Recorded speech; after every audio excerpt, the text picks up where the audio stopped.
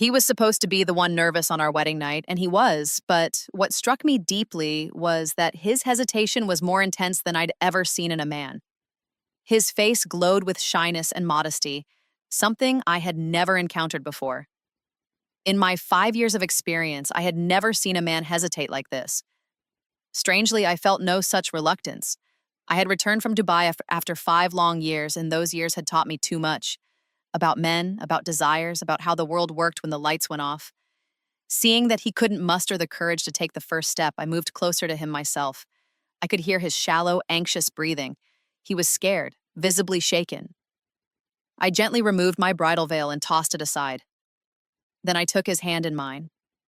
His eyes locked onto mine, wide, searching, and confused. I smiled at him, not with innocence, but with a strange kind of maturity that only time and harsh experiences could give. And then I guided his hand gently toward me, not out of passion, but with the intention to confront the truth. What he didn't know, and what no one else knew, was what I had done to earn all the money I had sent back home. My return had sparked a wave of proposals.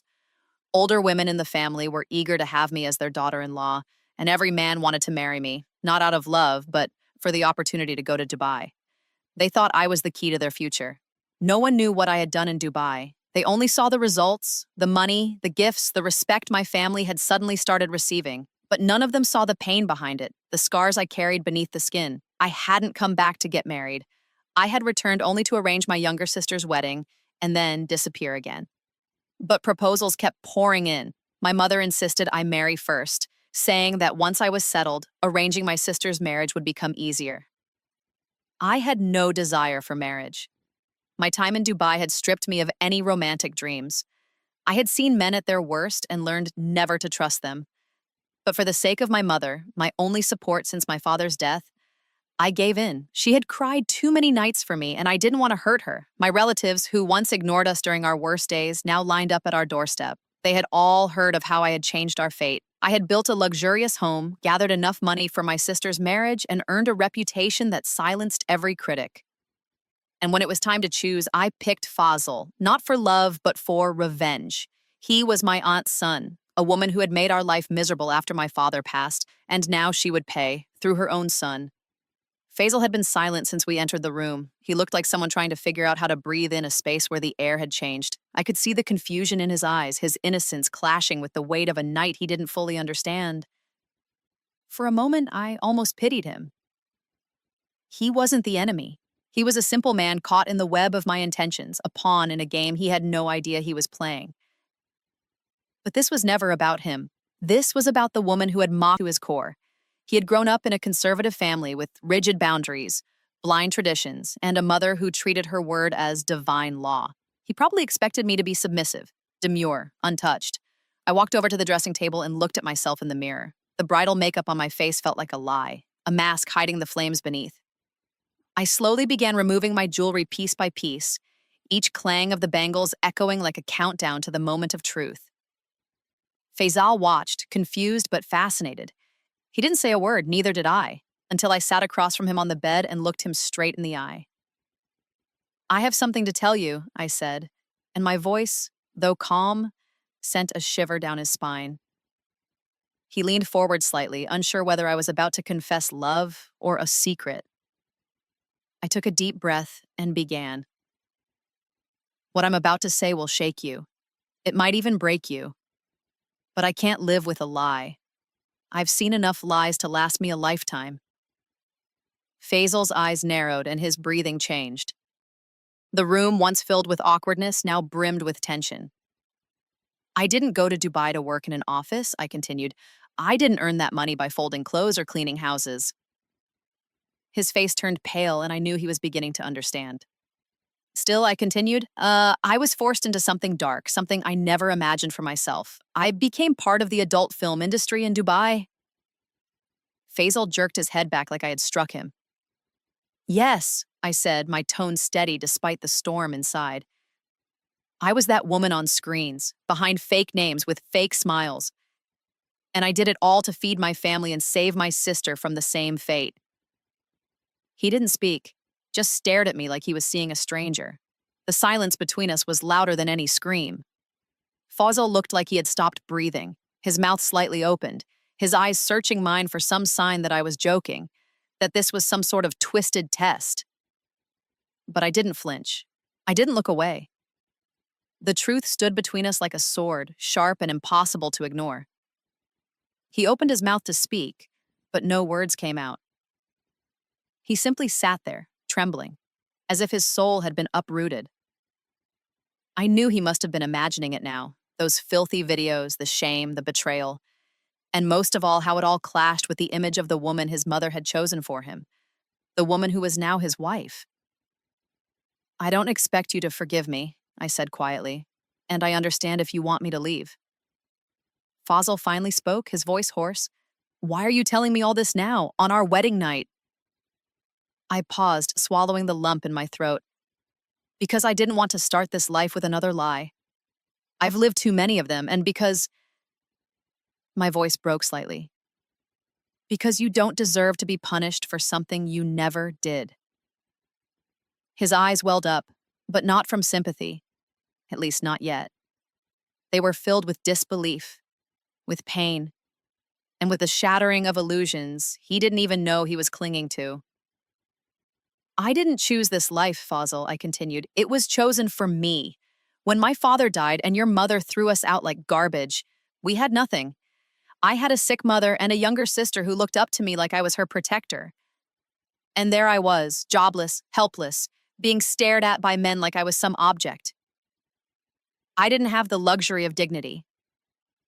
He flinched at the mention of his mother. I could see the conflict within him building like a storm, his loyalty to his family fighting with the reality he was now forced to accept.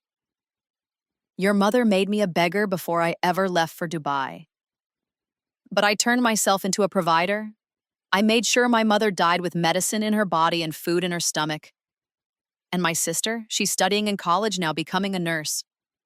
Not because of charity, because I sold my soul to keep her safe." I stood up slowly and walked toward the window, unable to face him anymore. My voice softened. "I didn't come back to destroy your life, Faisal. I came back because I had nowhere else to go. And yes, maybe part of me wanted your mother to see me walk into this house, dressed as a bride, with her son by my side." A long silence filled the room. I didn't turn around to see his expression. But then I heard it, his quiet steps behind me, then his voice. You did all that for your family?" I closed my eyes, letting one tear fall. "Yes." Fazal sat back down on the edge of the bed, the weight of everything he'd heard pressing down on him like a stone. I remained by the window, still facing away, my hands clasped tightly in front of me as if trying to hold myself together. The silence between us wasn't empty. It was loud, filled with unspoken questions, with pain, with disbelief, and something else that lingered like a distant echo: compassion. After a few minutes, Faisal spoke again, this time more calmly. "All these years, you kept it hidden. All that pain. And you still came back to the same house that humiliated you." I nodded slowly without turning around. "Yes, because I wanted to reclaim what was stolen from me, my dignity, my voice." "And me?" he asked, his voice unsure. "Was I part of that plan? Just part of your revenge?" That question stung more than any slap could have. I turned toward him finally, my face pale, my eyes rimmed red. "No," I said with firmness. "You were the only part that wasn't part of any plan." He looked at me for a long moment, and for the first time since I'd started speaking, I saw a crack in his expression, a softness, a flicker of understanding. "Then why didn't you ever reach out to me before?" I hesitated, trying to find the right words. "Because I thought you hated me too. Your silence after we were kicked out, it made me think you'd turned your back on us, just like the rest of your family." Fazal looked down, guilt washing over his features. "I was young. I didn't know how to stand up to my mother. I never even knew the full truth. She just said your father left debts and that your family was no longer respectable. I believed her. I shouldn't have. A faint, bitter smile crept onto my face. Respectability is a privilege, Faisal, for people who can afford to lose everything and still be called honorable. We weren't given that luxury. He stood up and walked over to me. I don't know how to process all this. I really don't. But I can't look at you and pretend you're just the woman from some videos. You're more than that. You're the girl I once knew, the one who used to braid my sister's hair, the one who always won arguments because she read too many books. I remember all of that. His words were unexpected, disarming. I didn't even realize I was holding my breath until it left my lungs in a shaky sigh. You don't hate me? He shook his head. I don't know what I feel yet. But hate? No. Tears welled up again in my eyes. Not of shame this time, but something that felt dangerously close to hope. I won't tell anyone, he said gently. Not even my mother. This is between us. That moment, the room no longer felt like a battlefield.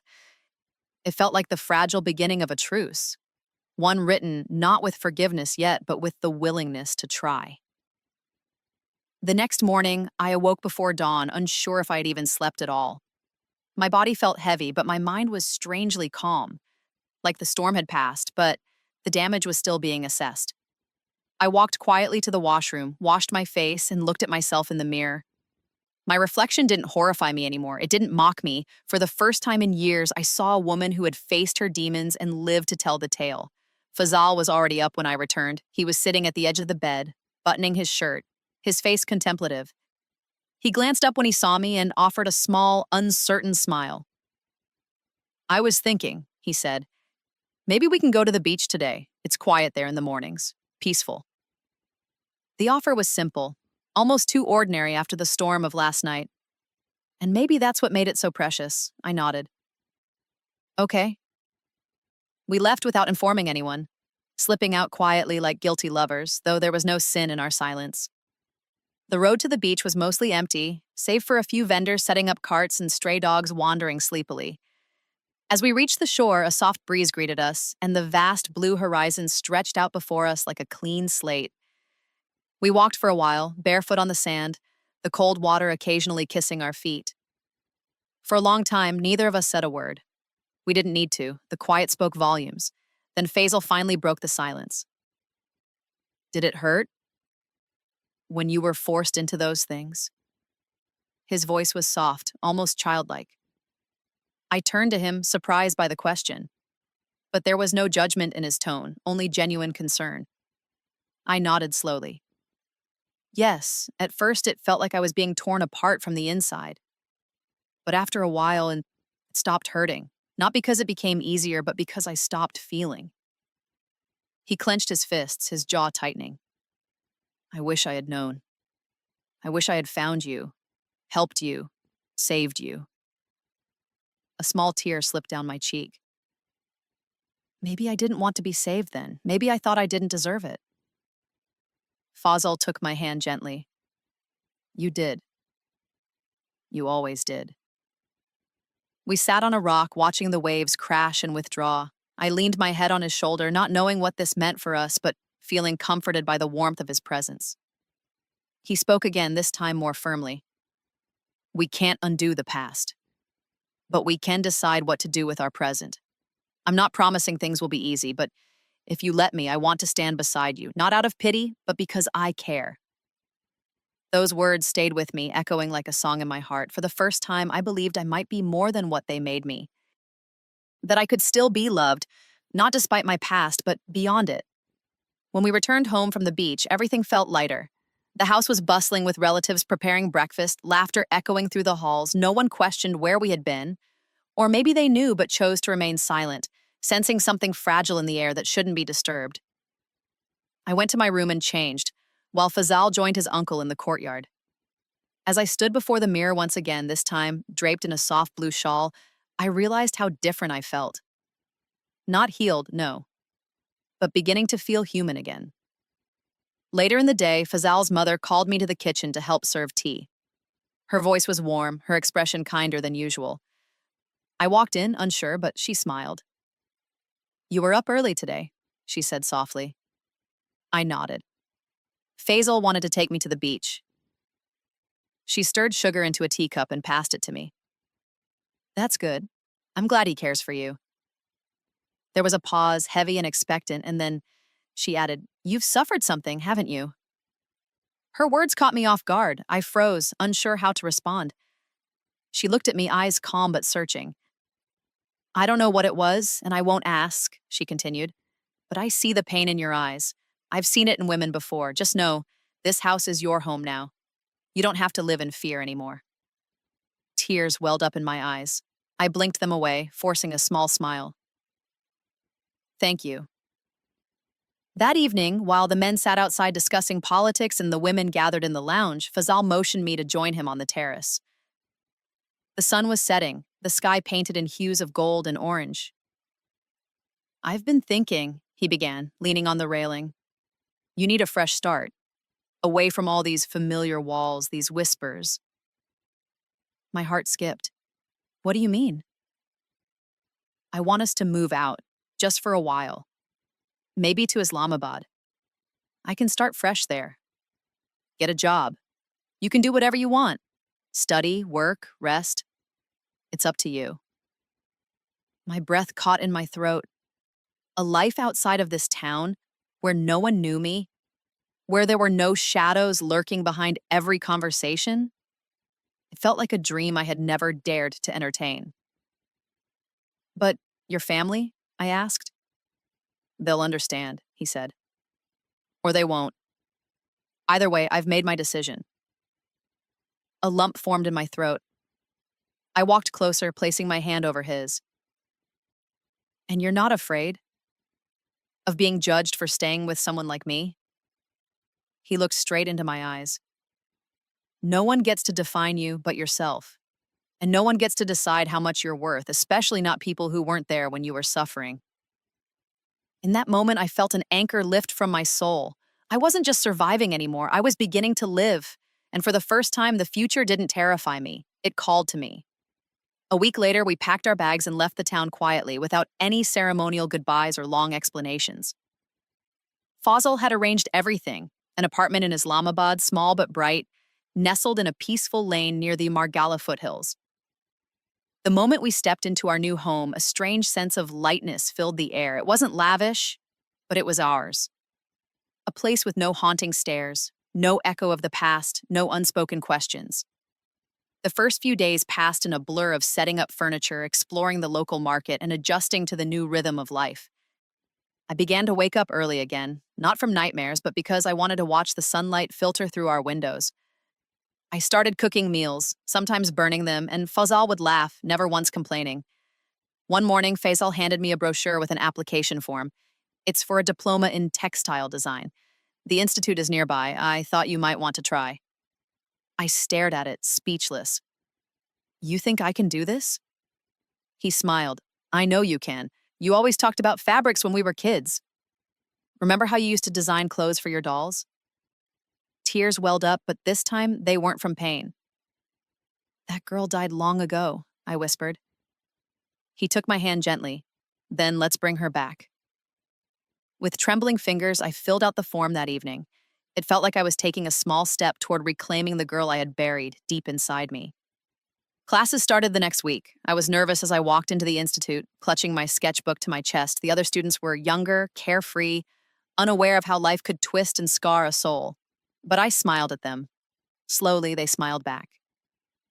Days turned into weeks, and I began to look forward to each class. My teachers noticed my precision, my attention to detail. One of them even asked if I had prior training. I just smiled and shook my head. The truth was, pain teaches you how to observe, how to feel every shade and texture of life deeply. Every evening, I would return home, and Fazal would listen patiently as I told him about my day, my designs, the teachers, the girls in my class. Sometimes he would surprise me with fabric swatches saying, "I thought this might inspire your next design." His presence became my anchor, not just in love, but in rebuilding myself. He never pushed, never demanded. He just stood beside me, quietly watching me gather my broken pieces and arrange them into something new, something beautiful. For the first time in my life, I felt I was not just someone's wife or someone's victim. I was myself, and I was becoming whole. One line of thread, one sketch at a time. But little did I know the peace we had found was about to be tested. Something from the past, something I had tried so hard to bury, was beginning to stir again. It started with a message, an anonymous email, short and cruel. You can run, but you can't erase your past. I stared at the screen, my hands trembling. There was no name, no details, but I knew instantly where it had come from. The words sliced through my fragile peace like a blade. I had never spoken to anyone here about my life in Dubai. No one except Fazal. The shame, the buried memories, the filth I had run away from. I thought I had left it all behind. But someone out there still knew. Someone still wanted to drag me back into that darkness. I deleted the email, then emptied the trash. But the next day, a printed photograph arrived in the mailbox. A picture of me, barely clothed, heavily made up, a still from one of those cursed shoots I had once been forced into. My blood turned to ice. My hands shook as I held the envelope. I rushed inside, locked myself in the bathroom, and collapsed to the floor, heaving silent sobs. I couldn't breathe. The walls were spinning around me. That night, I couldn't eat. I couldn't sleep. I didn't tell Faisal. For the next 2 days, the silence inside me grew louder. The fear came creeping back. Every time my phone buzzed, I flinched. Every time I saw a stranger on the street, I feared they recognized me.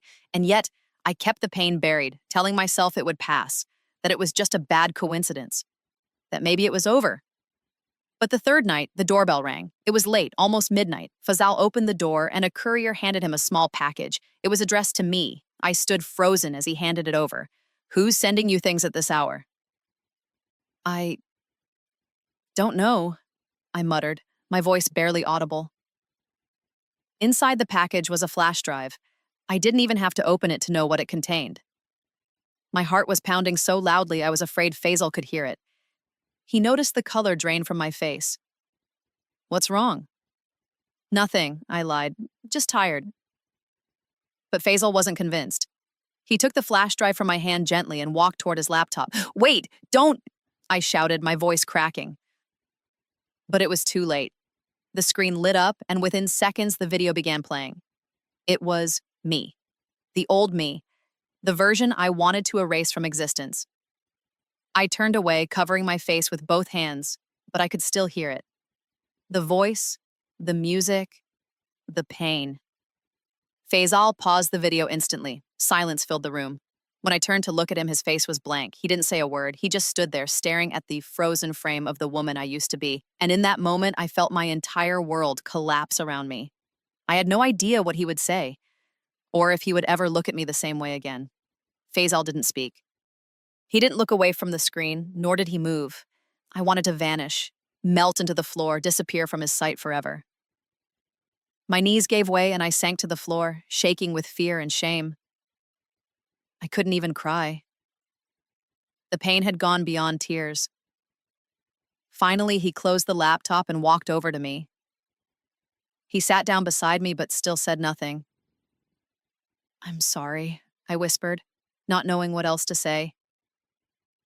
I didn't choose that life. I was trapped. I thought I would die there. He turned his face to me slowly. His eyes held something I didn't expect. Grief, yes, but not disgust. Pain, but not hatred. Why didn't you tell me before? He asked, voice low and steady. Because I was scared, I replied. Scared you would see me like the world did. Like an object, like a shameful past. I wanted to protect this marriage, this home. Faisal sighed deeply and looked away, rubbing his hands over his face. I wish you had trusted me, he murmured. I reached for his hand, unsure if he would let me hold it. He didn't pull away.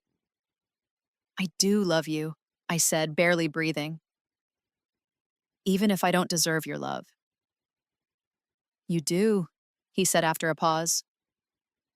Not because of your past, but because you came back. You fought your way out, and you chose to be honest. That takes more strength than anything else. My heart trembled at his words. For the first time in days, I allowed myself to hope. Maybe, just maybe, this wouldn't be the end.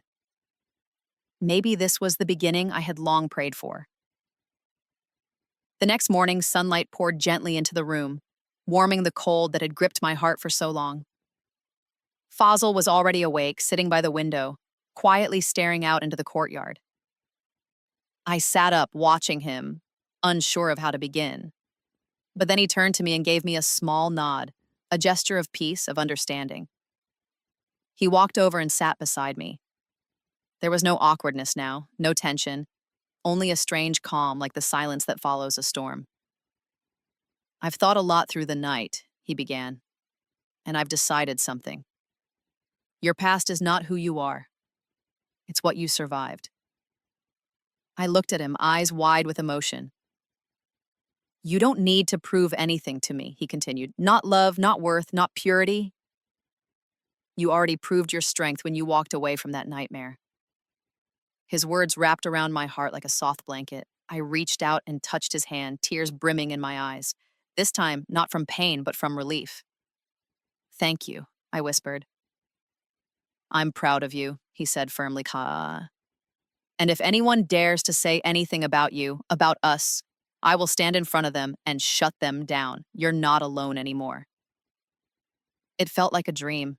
The nightmare had ended and a new chapter had begun. Weeks later, when the family gathered again, they smiled at us, thinking we were just another happy couple. No one knew the storm we had survived. No one knew the strength it took to sit beside each other with love, not judgment. And that's how we began our real life, not with grand promises, but with quiet understanding, honest acceptance, and a love that had been forged in fire.